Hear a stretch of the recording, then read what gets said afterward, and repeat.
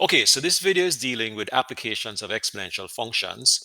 And as it says in the goal, we're going to be taking all of those derivatives that we learned for exponential functions and applying them to solving questions. I should mention right at the outset that there were some questions from previous homeworks that I promised I'd get to, and I forgot to write them down. So I'm going to ask you to just put that in the comments for this video.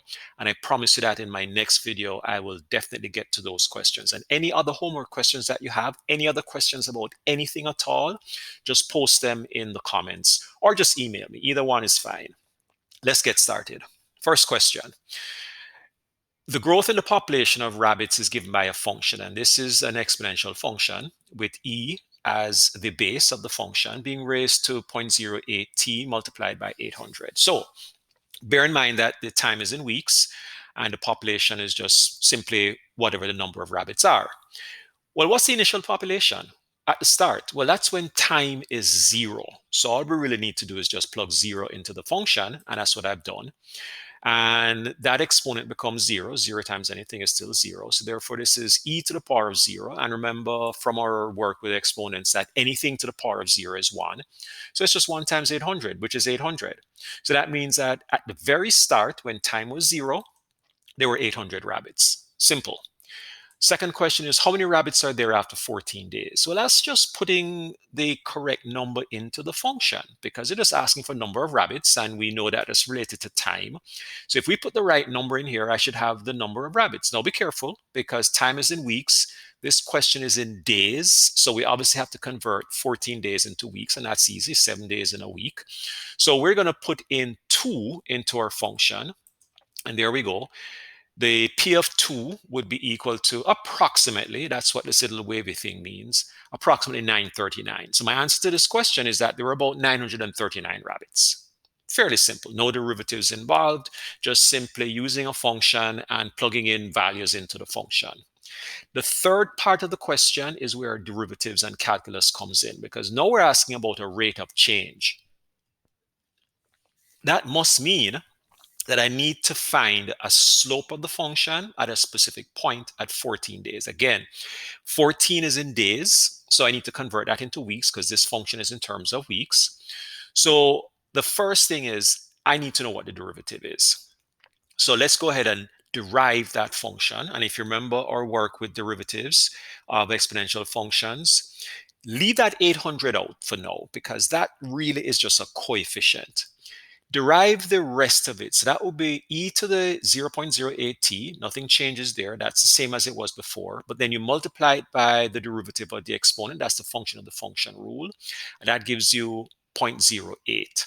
So if I were to just tidy that up a little bit by multiplying the 0.08 by the 800, I'm going to get 64 e to the 0.08. Okay? 0.08t. That represents my derivative. That's my p prime of t. This is the thing that's going to tell me what the rate of change is after 14 days. So I'm going to go ahead and plug in the 2 into that. Remember, 2 is for 2 weeks. So this is 2 into the derivative now, and that's approximately equal to 75.1. And all that means, if I'm to interpret that, is that the population was increasing as positive at the rate of about 75.1 rabbits per week. That's it. That's all. Okay? Let me move on. Next question. Money, my favorite subject. William is putting $2,000 into an account paying 12%. You're not going to get 12% in any bank these days. If you're lucky enough in the stock market, you might get 12%, but 12% is very unusual in today's economic climate. So 12% is what this question calls for. And I guess the first thing we need to come up with is a function. They didn't give us a function. You need to go back and think about the stuff you learned in finance for that function, the compound interest formula. It's compounded quarterly. So this interest rate gets divided by 4 quarters in a year, and the time gets multiplied by 4. So hopefully that rings a bell. Here's what my function looks like. My principal, 1 plus the 12 expressed as a decimal divided by 4, right? It's quarterly, to the power of 4 times t, t being the number of years. Okay, so this amount of that you're going to get out of this account is going to be based on how long it's been in the account. We know the interest rate, we know the initial amount. The time is the thing that's going to determine how much you're going to have in your account, the amount in the account. And that's why this is the function here. And all I've done is just simplify it a little bit. I know that 0.12 divided by 4 is 0.03. So I just added those two together, and that's just a simplified version of the function. So here's our function that we're going to be using. And now it's asking how fast is the money growing. Again, that's a question of a rate of change, a speed. So we need to therefore right away find that derivative. So here's my derivative. I'm going to take this 2,000 that I have here and leave it out. Remember, it's just a coefficient. I'm going to derive this part, and the derivative of an exponential function, remember, is the same function, 1.03 to the power of 4t. Here it is right here.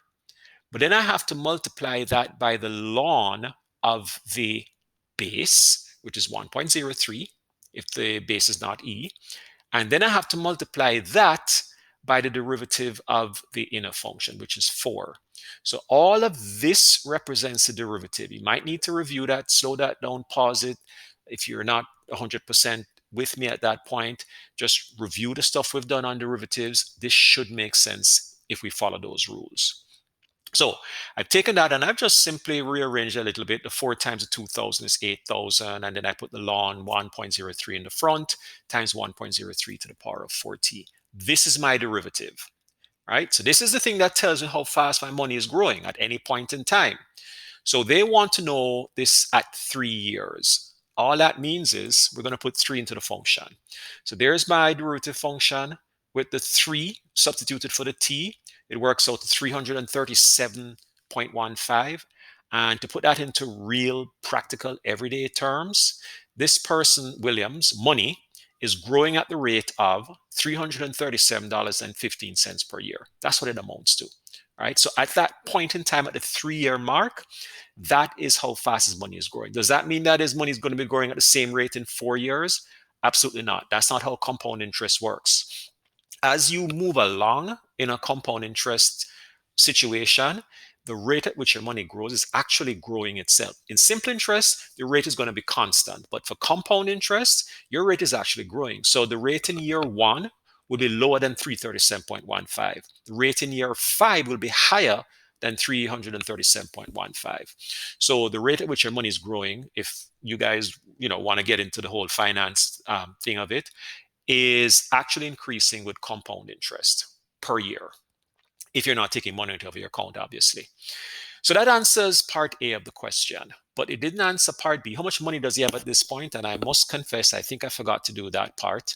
So I actually went on to the part B. Well, that's not too hard though. You just simply have to put the 3 into the function to figure out how much money he has at that point. And I apologize for not having done that, but that's simply enough for you to do. The question that they're asking now is, when is money going to grow to $500 per year? Now, I just said to you that the rate at which your money grows actually goes up over time in a compound interest scenario. If your interest rate is the same, it's going up. So at year 3, it's growing at 337.15.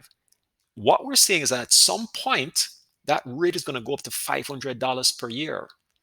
So we need to know when that is. So what I did is I took my derivative, set it equal to 500, because the derivative gives us the rate. So if I have the rate I want it to be, I put that and set it equal to the derivative. I just need to solve this now. So let's go through that process.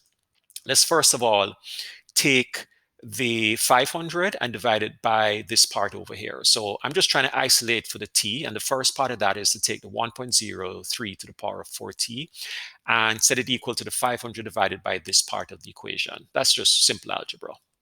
No, it's an exponential equation. How do I solve an exponential equation? This is not derivatives. Now we're talking about something you should have done in advanced functions. How do I solve an exponential equation?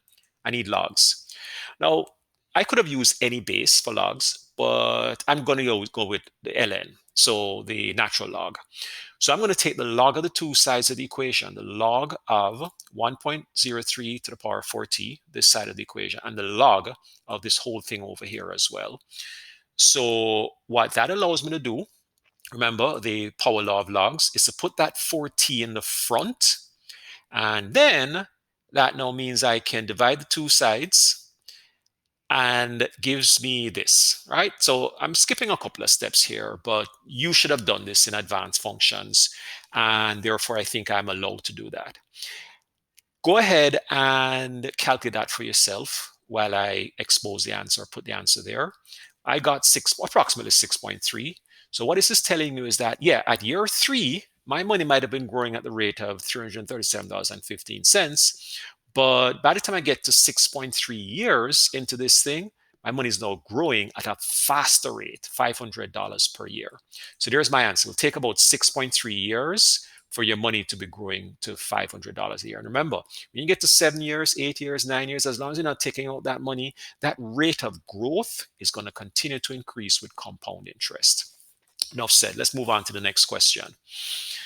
A population of squirrels is represented by this function. This function is another exponential function. And you notice that it seems like a product of two functions, the 4t and then the e to the minus 5t. And it's asking me for the p of t function, which represents the rate of growth of the squirrels. We did something like that already. And then it's going to ask me after how many weeks is there a maximum number of squirrels. So it sounds like we have to do some kind of maximization kind of thing here. And the number of squirrels present in the population. All right, so let's start off by getting the derivative function. Now, this involves a product, right? It's 4t times e to the minus 5t. So we're going to go ahead and derive the 4t part, which is 4, times the underived second part, plus I'm going to take the underived first part and multiply it by derivative of the second part. And this is just simply this thing repeated. That's how it is with derivatives of exponential functions, especially with the basis e, multiplied by the derivative of this part here, of the exponent itself, which is minus 0.5. So I just kind of rewrote that a little bit by multiplying this minus 0.5 times the 4, and I got minus 2 e to the minus 5t. So this first part is the same as this third part here. I just multiplied these two together to give me that. Now, you're looking at that and you're thinking, I should be able to factor it. And obviously, there's a common factor here between these two things of 2. There's a common factor of the e to the minus 0.5t. Perfect. So there's my common factor, and that factors out to give me 2 minus t. Perfect. Now, remember that I need to find a maximum. And you know that these critical numbers, these turning points, these places where the function has a horizontal asymptote, we're going to have to set that equal to 0. So I did that. Set that function equal to 0. Now, this part here can never be 0. There's nothing that will make this part here 0. But this part can be 0 when t is 2. Or, sorry, I put x and I really meant to put t. So just pretend that this is a t. So there's a critical number when x is equal to 2. Fine. So that would probably be a maximum. That's what we want this to be. So we've actually figured out part A. Now we're trying to figure out after how many weeks is the maximum. So I need a table. So here's my table. I'm going to put in, using this critical number as my boundary, minus infinity to 2, and then 2 to infinity. I'm picking 0, love 0, always convenient to use 0, and 3. These numbers are in each of these intervals. Turns out that this one gives me positive, this one gives me negative. So if I have a positive slope followed by a negative slope, it's a max. So the maximum number of squirrels occurs at 2 weeks. Sorry, I'm just drinking some water here, folks. Sorry about that. All right, so the question says after how many weeks we've answered that question. The third part says, what is the maximum number of squirrels in the population? So we just have to simply put that 2 back into the function, the original function, the one that's up here, and that gives me approximately 2.94.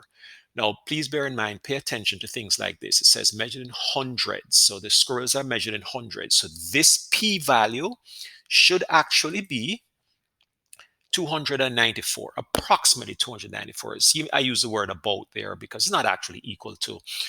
Based on the function, it's approximately equal to 294 squirrels. And that would be your maximum. So in this question, we're given a function that represents the net monthly profit from the sale of a certain item. Pay attention to a few things. X has to be greater than 1, and that the item is sold in hundreds, and also that the factory capacity is 1,000 items per month. Sometimes you have to look at your constraints to make sure that any answer you get is within those constraints. That's something that came up when you're doing optimization earlier on in the unit or in this semester. So we need to figure out the number of items that will yield a maximum profit, and what is that maximum profit? Well, that would suggest that I need a derivative because I'm trying to find a maximum. Starting off with that derivative of this function. So I'm going to treat this as if this is a product. And I'm going to take this as the first part, and I'm going to derive it, as you can see here, the 120x, multiplied by the underived second part. Turn that around. I'm going to derive the second part, which involves just writing back the e to the minus 2.5x and multiplying that by the derivative of the exponent and then multiplying by the underived first part. And the only thing I'm going to do for me to get this part over here is just simply multiply these two things together. So that became minus 15. That's just tying it up a little bit. So I'm thinking if I'm trying to set this thing equal to 0, that's where I'm going to get my maximums. I want to find a horizontal tangent where the slope of that tangent is 0. I need to factor it. The common factor between these two things, between the one to all of this here and all of this here, would be the 15x and the e to the minus 0.25x. And that's exactly what I have as my common factor here. Pause this, go back and look at it again. If getting the derivative or factoring it, if that is going at too fast a pace, then please stop and just make sure you're clear on all of those algebraic steps. Then, if this is my derivative with the factored form, then I can set that equal to 0. And in terms of critical numbers, there are two of them. There is when x is 8, and there's also when x is 0. I'm going to focus on when x is 8. I know that the two values could be potential, maxes or mins or whatever, but I'm going to focus on the x equals 8. I'm going to set up the critical number therefore is x equals 8. There's the other x at 0, but I'm going to focus on the critical number at x being 8. Set up a table. So here's my table, minus infinity to 8 and from 8 to infinity, similar to the question I just did. I'm choosing 0, nice convenient number. I'm choosing 9, and I get a positive slope with 0 and a negative slope with 9. And that would suggest that what I have here is a maximum at 8. Translate that 8 before we go any further into the number of items. And remember, items is sold in hundreds. So that 8 is actually 800. So now we can answer the first part of the question, the number of items that will yield a maximum profit. And that's 800 items, right? That 8 translates into 800 items. The next part is what is the maximum profit? Well, if I want to get the profit when I'm making 800, I just simply put that back into my original function. But remember, the function is in hundreds, so I need to put that back as an 8. So there it is. 60 times 8 squared, everything that I had before, except that everywhere I had x, I just simply put 8 for that. And that works out to be 559.69. And that represents what my profit is. So I can make my statement now that the maximum profit is about, and the word about means it's approximate, and that's what this little wavy line here means. It's about 559.69, and that's what they're asking for. So I gave them two things. I gave them the number of items that will give it the maximum profit, and I also gave them the maximum profit. Done. I mentioned that there was a function that I became fascinated with as a student when I was learning calculus, and I couldn't figure out at the time how to derive it, but I did notice that the function, which is the x root of x, had a maximum when x was equal to e. Well, here's one way that you can actually derive a function like this. I'm going to show a little trick which you can apply to any function when you want to make it so that you can derive it using the derivative rules that we have learned already. Let me start by saying any power, which is what this is, x to the 1 of x is a power, where you have a being raised to the power of b, can be rewritten with a base of e, which is convenient because remember that that base of e is one of those that's easy to derive. if you raise it to the exponent multiplied by the ln of the base. Now, there's strong log rules behind this, and I'm not going to get into it, but it does have to do with the fact that these two have the same base. This is the base of e, and the ln here is the base of e as well. And then we're using the power law here of logs. But like I said, I'm not going to get into it in any detail. What I will do is give an example of what I mean by that. If I had 4 to the power of 5, so that's like a power here, then which is 1024, all right? I can rewrite 4 to the power of 5 as the base of e raised to the 5, which is the exponent, multiplied by the ln of 4. If you were to evaluate this on your calculator, if you want to pause and do that, you're going to get 1024 from that. So any power can be rewritten with the base of e. And that's what I'm going to do with this. I'm going to take this f of x equals x to the power of 1 and write with a base of e. What does that look like? It looks like this. It's now e, the exponent, 1 over x, be multiplied by the ln of the base, which is x. I'm going to derive this. So here is my derivative. It's e to the power of something, which means that that's part of my derivative, multiplied by the derivative of the exponent. And remember, this is 1 over x, so that's x to the minus 1. So if I derive that, that's minus x to the minus 2, multiplied by the ln of x, underived second part. Then I'm going to take the 1 over x, which is the underived first part, and multiply it by the derivative of the ln of x, which is 1 over x as well. So what I have is 1 over x times 1 over x. Well, what that means is that I can rewrite that as this x to the minus 2 as this over x squared and that over x squared, which suggests a common denominator between both of these. Let me skip ahead 2 steps here. That means I can write it just like this, 1 minus ln x over x squared. No, if I set this equal to 0, there are 2 things that you need to remember. The top has to be equal to 0 for you to have a critical number. There is also a critical number if we're going to sort of be technical about it when this does not exist. There is another critical number at 0, because if I put 0 into this, this becomes undefined. But I'm going to focus on the top. I'm going to set the top equal to 0. And if I set the top equal to 0, then the ln of x is equal to 1. Now remember, if I have a log statement, which has a base of e, I can write that exponentially as this, that x is equal to e to the power of 1. This has a base of e. This ln has a base of e. So this x is equal to e to the power of 1. So here's what this means. I have 2 critical numbers. I have a critical number at 0. We talked about that. And a critical number at e as well. That's the thing that made the top become 0. So the ln of e is 1. So 1 minus 1 is 0. That's why you have this as your, or these two as your critical numbers. Let me focus on the e though. So the reason that I'm not going to focus on the 0 so much is because the function does not exist at 0 when x is 0. If I put 0 into this, it's going to blow this up. So that's why I am leaving out the 0 as a critical number and focusing on the e. I'm just going to simply put that e back into the function now. So if I put e back into the function, I'm going to get approximately 1.445, and that's what the question is asking me. What's the maximum value of the function? The maximum value of the function occurs when x is equal to e. Putting e into the function gives me 1.445, and that's my maximum value. That's it, folks. I'm done.